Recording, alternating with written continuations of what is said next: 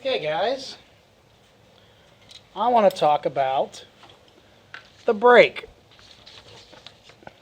especially when it comes to the trumpet. Now, some of you have probably heard of the brake when it comes to instruments like the clarinet. The brake being the difference between the low register and the upper register. Okay? I like to think of the brake as the change between registers and the feedback that is between the registers. For instance, just a little bit of discussion here.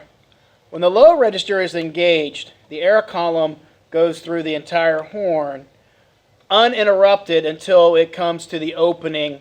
Like, for instance, if I'm playing this note here, this is the opening where the vibrations are coming out of. And of course, if I close this, it goes down to here. And as I close more of the tube is engaged. Okay? And it's also low compression. When I go to the upper register, because I have a register key here open, some of the vibrations and air come out here first, causing a different set of harmonics, and then proceeds here. It gives you a different feedback. So when I play in the low register, it's low compression. I don't feel too much. When I engage the register key, I have a lot more compression now because of the feedback here. Kind of the same idea with the trumpet.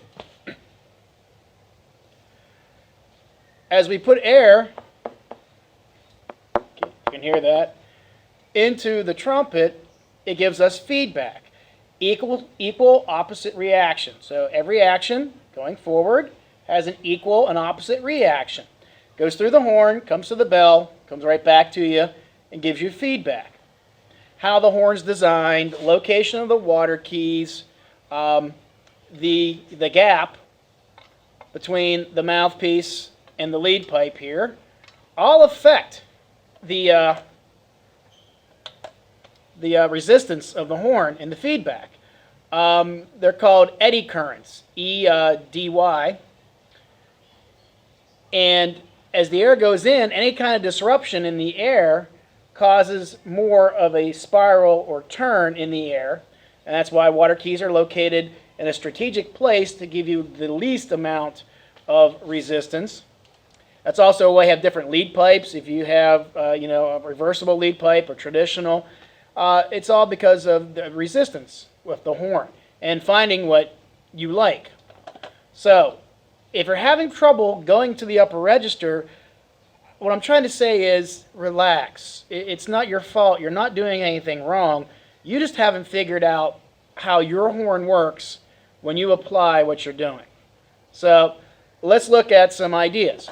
In a video I talked about the rolled-in embouchure, and I showed you the application with the woodwinds, the flute, and the clarinet, and then, of course, the trumpet. So now let's put some of these ideas to work. First thing, you have to identify your brake. For me, when I was in high school, my brake was a G above the staff. Right there. And in one of my other videos, you heard me working out of like the Clark book and some other stuff. I still have a break between G and A. It's not that I can't play above them. You can just definitely tell there's a different register for me. And I don't slot as well as I need to, and I'm working on that. But back to what I was saying, like G, and if I had to go anything higher, I had to use a lot of pressure. And I knew that wasn't right. And my band director always told me, he was a pretty good lead player. More air, compression. He said, watch me. And he compression, and he'd go up to double C. But when I did it, all I got was sore lips. Because, and here's a nasty secret, guys. Teachers don't really teach what comes natural. And I'm guilty of that. If it comes natural to me, it's hard to teach. So the upper register was not a natural thing for me. I don't think it's natural per se for anybody, but different parts of the compression are natural for some people. I had the air going, I had the tongue going, I didn't have the embouchure going.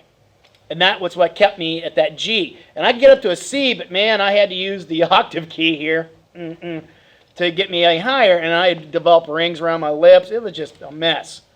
So I needed to find a different way. And obviously asking my band director wasn't working because he'd give me these singing exercises and we'd go up higher and higher. And I still, G, right there was where I was comfortable, and I couldn't go any higher. Then I started thinking more like a woodwind player because I was going to be a music major, and I knew I had to take woodwind pedagogy class. And I said, I'm going to get a head start, so I started taking clarinet lessons in high school. And I started realizing, wait a minute, when I go to the upper register here,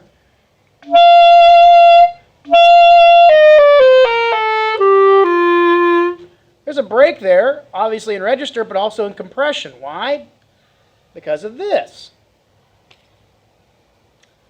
And I just make minor adjustments here. So I started thinking, what if I set for a higher note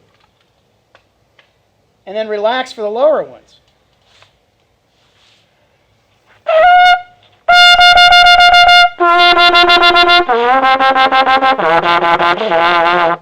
Like, not quite clean down there, but it's still easier if I start with a higher note. And if I set for the higher note,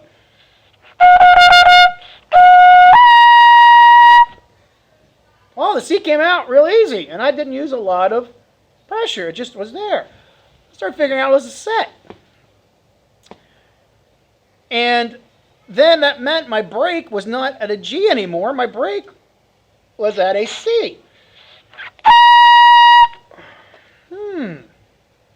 Well, I know if I want to play higher, I don't want to use any more pressure. I don't want to, muscle it any higher. I just got to change where I start.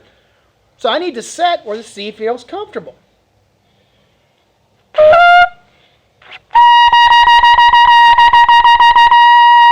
Oh, that's really comfortable right there. Well, if I want to play higher, what should I do? I should set for a higher note.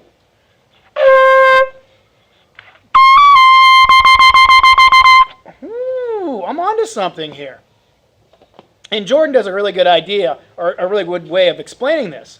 I'm just telling you how I went about it. I took a little different route. And I had a couple problems, and Jordan's really helped me and is still helping me with some of these problems. But I want to say is don't force past your break. You want to connect them. I'm a big believer of setting, at the higher end of your range and then relaxing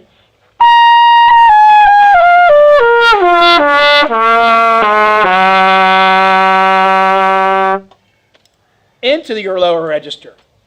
Too often as trumpet players, and I'm guilty of this, I'll see a passage and I set for the first note I see, or where it's comfortable for me, and now I have to tense up if I all of a sudden have to go to the upper register. So I always set for the higher note, and then I relax into everything else. And it teaches me how to connect. So you need an approach to this. And I say approach because the definition of insanity is doing the same thing over and over and expecting different results. So if you're trying something and you're going at it really hard like I was, with blowing like my band director said, I wasn't getting anywhere. That was insanity. You have to change your approach. So let me give you some other ideas here.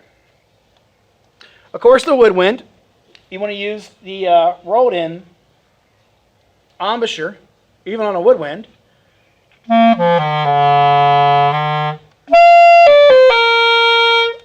Okay, they roll in for it so they can control the compression. Well, it's the same idea we have. Let me grab my pencil, and we show you with the pencil. Rolled in. Set the rolled in. Okay? I recommend you take notes. Have a piece of paper with you or a notebook and jot down what you're working with. When you try the roll in for the first time, What does it feel like? Don't blow hard. Blow easy. Blow easy. You'll have enough compression. Find something comfortable. All right, that's comfortable. Now try ascending. That's really comfortable. And then, try a little higher.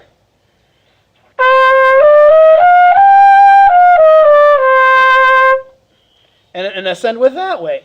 Beginner books are really good for that, and I have a video on that too. We can play them in octaves to connect these different ideas. So take your time with it. It's not a hard idea. You just need a slow, methodical method with it. Then, of course, you transfer it to the trumpet with it. Also, what's nice is the articulation. When I was learning this idea, and I was playing clarinet, I pretended when I was playing the trumpet, I still had a reed in my mouth, because that would force me to bring my lips in a little bit.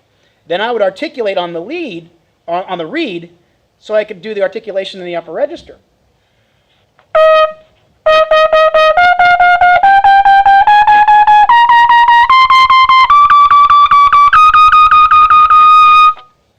Okay?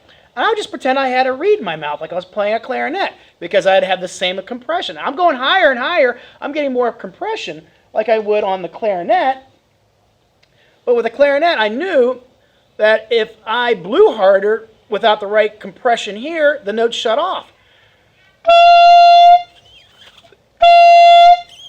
See what I mean? If I blow harder,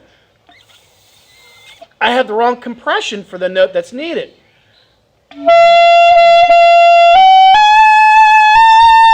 I'm sorry, it's out of tune. I'm not a clarinet player. Okay, so I do apologize for that. So, articulation up there like a clarinet.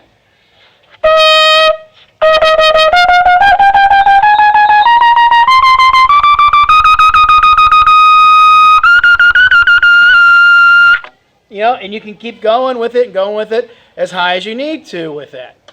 All right, let's talk about